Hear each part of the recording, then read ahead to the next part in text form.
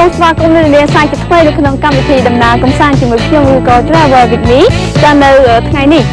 កម្មវិធីដំណើរកម្សាន្តជាមួយខ្ញុំនឹងនាំអារម្មណ៍លោកអ្នកមកទស្សនានៅរមណីយដ្ឋានគោលដៅទេសចរដ៏សំខាន់មួយទៀតដែលកំពុងតែមានភាពទាក់ទាញក៏ដូចជាកំពុងតែទាក់ទាញបាននៅភាពទេសចរយ៉ាងច្រើនទាំងភូមិជាតិនិងអន្តរជាតិគឺពិសេសនោះគឺភ្ញៀវដែលពួកគាត់ជាអ្នកដែលរស់នៅក្នុងខេត្តសៀមរាបហើយសម្រាប់កម្មវិធីដំណើរកម្សាន្តយើងថ្ងៃនេះយើងនឹងនាំអារម្មណ៍លោកអ្នកទស្សនានៅទេសភាពជាច្រើនដែលមាននៅក្នុងរមណីយដ្ឋានទេសចរធម្មជាតិ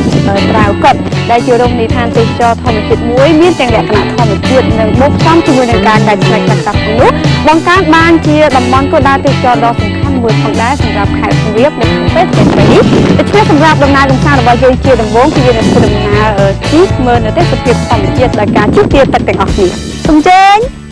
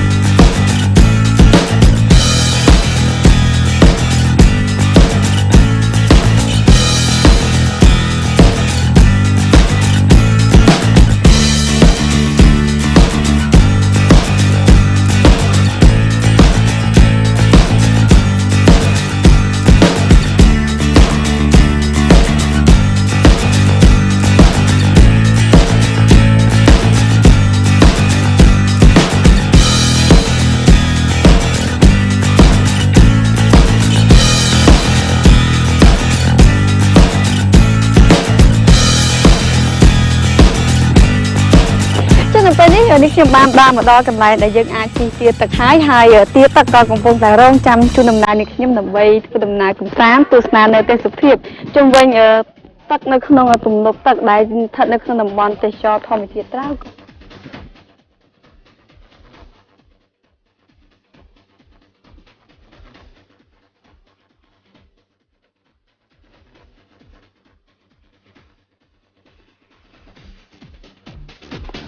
ចាប់ផ្ដើ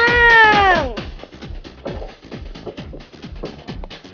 បោះស្ដាំសិនបោះស្ដាំទៅ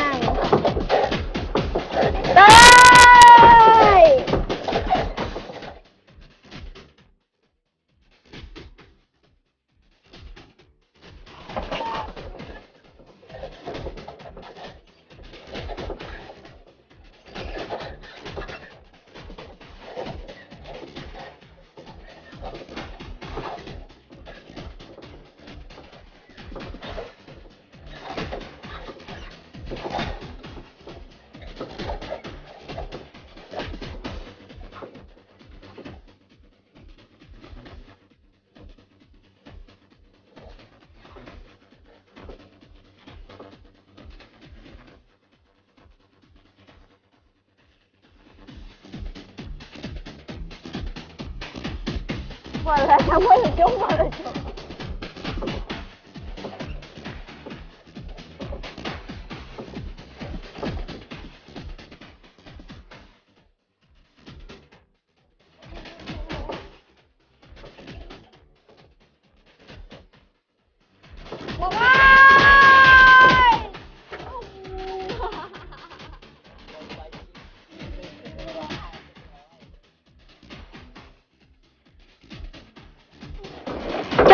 ទីគ្រប់សម្រាប់ដំណើរកម្សាន្តមកកាន់រមណីយដ្ឋានទេសចរធម្មជាតិត្រាវកុដគឺដំណើរកម្សាន្តដែលការមកទស្សនានៅទេសភាពធម្មជាតិនៅទីនេះហើយយើងក៏អាចទស្សនាបានជាមួយនឹងទេសភាពសម្រាប់ព្រៃឈើធម្មជាតិទាំងសម្រាប់ព្រៃភ្នំដែលការជិះទាទឹកកម្សាន្តនៅជុំវិញទំនប់ទឹកដែលស្ថិតនៅក្នុងរមណីយដ្ឋានទេសចរត្រាវកុដនេះឥឡូវនេះខ្ញុំសូមជម្រាបអ្នកទស្សនាជារួមនៅសកម្មភាពជិះទាលេងកម្សាន្តរបស់នាងខ្ញុំហើយនាងខ្ញុំនឹងបង្ហាញជូនលោកអ្នកនៅទេសភាពខ្លះៗនៅទីនេះទៀត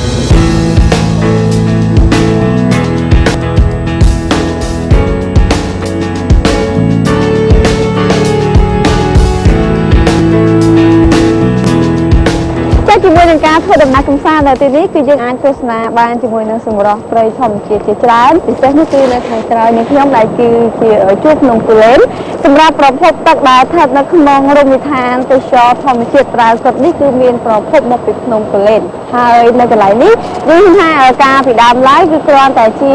កន្លែងដែលមានជីវៈទំនាបហើយមានទឹកហូរកាត់មកទីច្រើនប៉ុន្តែដោយសារតែមើលឃើញពីសារៈប្រយោជន៍នៃទឹកដែលហូរច្រោះចេញពីភ្នំគូលែនគឺក៏បានរៀបចំទុកជាទំនប់ទឹកដើម្បីស្តុកទឹកនៅទីនេះទុកសម្រាប់ឲ្យប្រជាពលរដ្ឋដែលពួកគាត់មានមូលដ្ឋាននៅក្នុង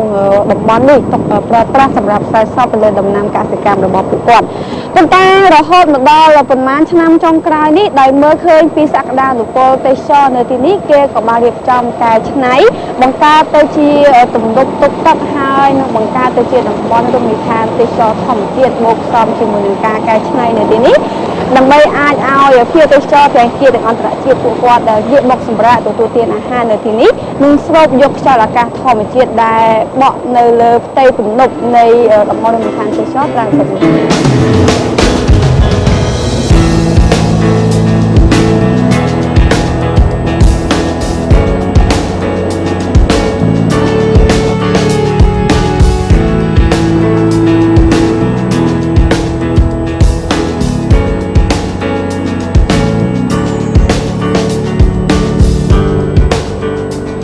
ជាមួយនឹងការបង្កើតឡើងដំបូងនៅក្នុងរមណីយដ្ឋានទេសចរណ៍ធម្មជាតិត្រាវកុដនេះគឺជាការបង្កើតឡើងដោយមានការជួយឧបត្ថម្ភគាំទ្រពីអង្គការក្រៅរដ្ឋាភិបាលមួយដើម្បីជួយសម្រួលទៅដល់ប្រជាពលរដ្ឋពួកគាត់រស់នៅក្នុងមូលដ្ឋាននេះនៅក្នុងន័យគាំទ្រទៅដល់ពួកគាត់ក៏ដូចជាបន្តបណ្ដាពួកគាត់ដើម្បីបង្កើតនៅតំបន់ទេសចរណ៍មួយនេះហើយណែនាំឲ្យពួកគាត់បើកជាពលរដ្ឋឋាននិងកន្លែងជិះជាកំសាន្តប៉ុន្តែយើងឃើញថារហូតមកដល់បច្ចុប្បន្ននេះនៅក្នុងរយៈពេល1ឆ្នាំចុងក្រោយនេះគឺភ្ញៀវទេសចរដែលពួកគាត់ជាអ្នកដែលរស់នៅក្នុងខេត្តសៀមរាបនិងខេត្តដែលនៅជិតៗនេះគឺពួកគាត់សម្រុកមកលេងទីនេះច្រើនមែនទែនដោយសារតែរមណីយដ្ឋានទេសចរណ៍ត្រាវគាត់គឺនៅមិនឆ្ងាយពីទីរួមខេត្តសៀមរាបនោះទេគឺយើងគ្រាន់តែធ្វើដំណើរប្រហែលជាជាង20គីឡូប៉ុណ្ណោះយើងនឹងអាចមកដល់ទីនេះសម្រាប់ទទួលទានអាហារពេលថ្ងៃត្រង់ផងជិះទាទឹកលេងកំសាន្តផងនិងទស្សនានៅសម្រស់ធម្មជាតិជាច្រើនដែលមាននៅទីនេះផង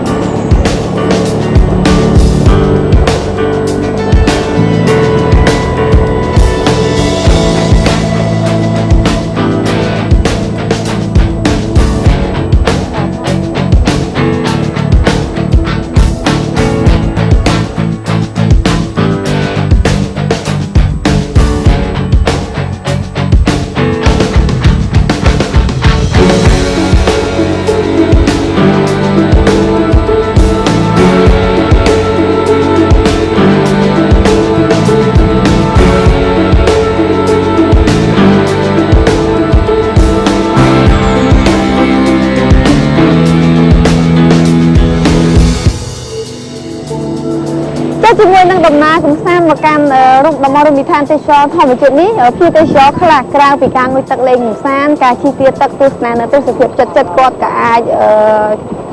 ជិះអវ័រដូចជានេះខ្ញុំកំពុងតែធ្វើដំណើរនេះដើម្បីទស្សនានៅសម្រស់ព្រៃធម្មជាតិលិចទឹកដែលលើអ្នកឃើញហើយនៅខាងក្រៅនឹងខ្ញុំនេះពិសេសនោះគឺការទស្សនានៅពេលល្ងាចគឺយើងអាចទស្សនាបានជាមួយនឹងជីវិតសត្វស្លាបជាច្រើនដែលមានវត្តមាននៅតំបន់ព្រៃលិចទឹកនេះហើយនៅខណៈដែលខ្ញុំកំពុងតែធ្វើដំណើរកាត់ព្រៃលិចទឹកនេះគឺយើងអាចឃើញបាននៅសត្វស្លាបទាំងវងតែម្ដងដែលកំពុងតែហោះហើរពេញផ្ទៃអាកាសរីឯសត្វស្លាបខ្លះក៏បាន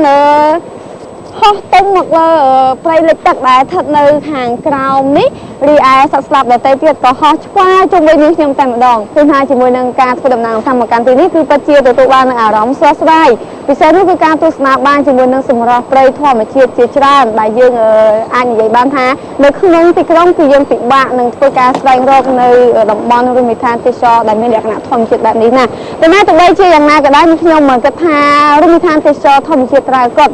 នៅពេលនេះគឺស្វាគមន៍លោកអ្នកជានិច្ចរងចាំលោកអ្នកអញ្ជើញមកទស្សនាជាមួយនឹងសម្រស់ព្រៃធម្មជាតិសម្រស់ព្រៃទឹកសាបាសាបាសីនិងសម្រស់ផ្ទៃទឹកដ៏ធំល្វឹងល្វើយនៅទីនេះគឺទន្ទឹងរង់ចាំលោកអ្នកធ្វើដំណើរកម្សាន្តមកកាន់រមណីយដ្ឋានទេសចរណ៍ដ៏ពាក់ទាញមួយនេះគឺរមណីយដ្ឋានទេសចរណ៍ត្រាវកុដ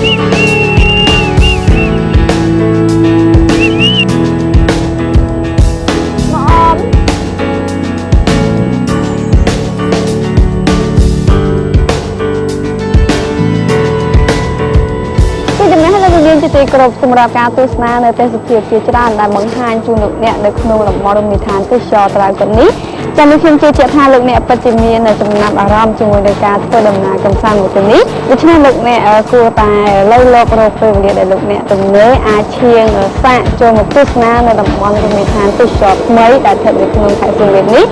ចូលទៅរៀនជាទីក្រុមបន្តិចទៀតនេះខ្ញុំក៏នឹងបង្ហាញជូនលោកអ្នកនៃការភ្លក់និងអាហារឆ្ងាញ់ៗប្លែកៗនៅក្នុងរមណីយដ្ឋានទេសចរណ៍មួយនេះប៉ុន្តែនៅខណៈនេះខ្ញុំសូមទៅលោកអ្នកសម្រាប់បន្តិចសិនហើយបន្តិចទៀតយើងនឹងជួបគ្នានៅខាងលើគោកដែលជាកន្លែងដែលគេបង្កើតនៅភោជនីយដ្ឋានតូចៗជាច្រើនដើម្បីបម្រើអាហារទៅដល់ភ្ញៀវទេសចរដែលពួកគាត់ធ្វើដំណើរកម្សាន្តមកកាន់ទីនេះ